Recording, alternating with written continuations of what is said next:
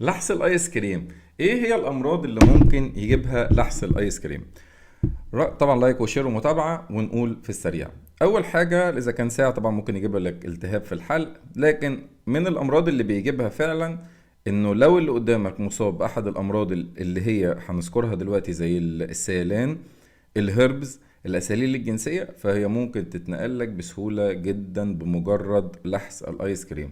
طيب، هل الايدز بينتقل بلحس الايس كريم؟